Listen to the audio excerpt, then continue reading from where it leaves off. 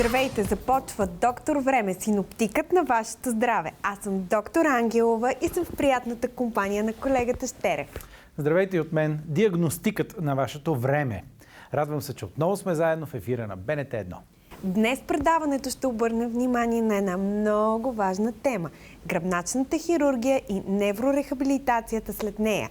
А вие, колега Щерев, се пригответе да диагностицирате времето. Направо ме заболя, като го казахте. Айде.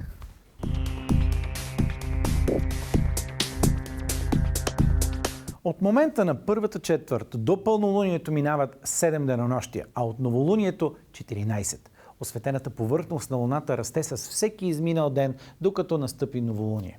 През тази фаза са активни жлъчката и черния дроб и за това е добре да се правят очистителни процедури, като парна баня, сауна или древната и уникална по рода си йогийска прочистваща техника, наречена шанк пракшапана или в превод жест на раковината. С тази вълшебна комбинация между солена вода, ориз и няколко упражнения ще прочистите всички части на стомашно-чревния ни тракт едновременно. А времето ще е динамично, мъгливо и влажно. Колега Щерев, разбирате ги нещата, но знаете ли до какво води това студено, хлъзгаво и мъгливо време? Разбира се, че води до спешното отделение. До болницата, Щерев. Именно. Днес сме с доктор Бисер Георгиев, за да разберем как това студено време влияе на организма на човек.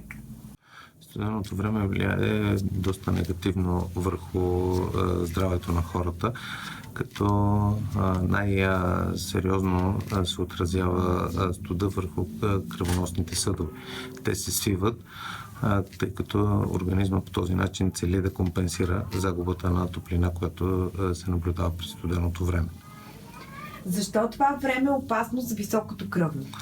Студеното време е опасно за високото кръвно, точно поради тази причина, че се стесняват самите кръвоносни съдове, което води до повишаване на налягането в самите съдове с около 12 до 18 мм живак, което в общи линии влияе доста негативно, особено при хората с хипертония. Минусовите температури повишават риска от инсулт. Как да се предпазим? Минусовите температури повишават риск от инсулт точно поради тази причина, както и поради това, че в студеното време се наблюдава увеличаване на нивото на холестерола и се увеличава гъстотата на кръвта. Поради тази причина е възможно хората да получат инсулт, тъй като самия мозък изпитва недостиг на кислород, който да му бъде доставен. Какви мерки да предприемат? За да се предпазим от студеното време и от евентуално от риска за инсулт, е хубаво да се ограничи времето за престой навън, особено в студеното време, да се съблюдава температурата и условията на средата навън, за да се ограничи до минимум престоя на открито. И съответно да се прекарва по-голямо време в закрити и съответно затоплени помещения. А какви мерки да вземат пациентите, които вече са прекарали инсулт? Пациентите, които са прекарали инсулт, е добре да приемат редовно лекарствата си, да следят нивото на своето кръвно налягане, за да могат евентуално да елиминират повторни такива проблеми. А билколечението помага ли след инсулт?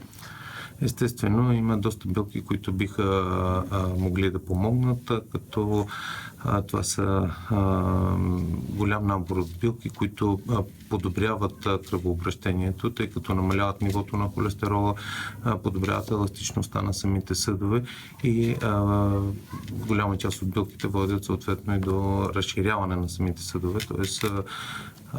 осигуряват по-добро и по-адекватно снабдяване на мозъка с кислород. Това са билките гинко билова, мурсалски чай.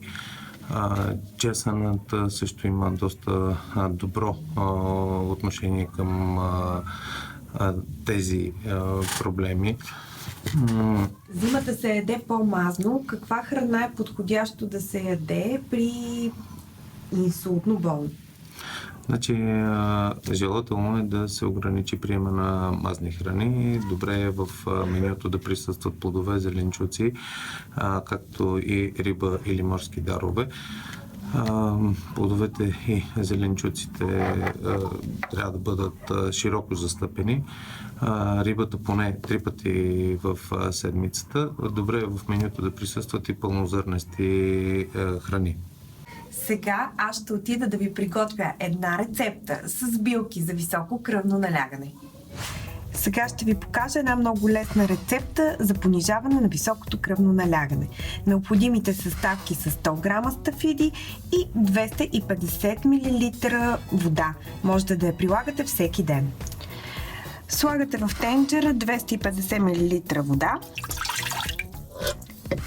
заедно с 100 грама стафиди. Сместа се вари 10 минути.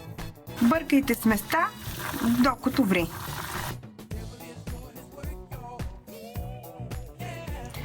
Отварата се прецежда и се пие на малки глътки през деня. Страхотни, както винаги. Ако сте пропуснали важен съвет от тях, гледайте повторението на Доктор Време утре точно в 7. Можете също да си припомните съветите на специалистите денонощно на bnt.bg. Както и на нашата Фейсбук страница. А следващата седмица с доктор Ангелова отново ще ви дойдем на гости. Пуснете ли в дома си, за да сте здрави и богати или поне здрави.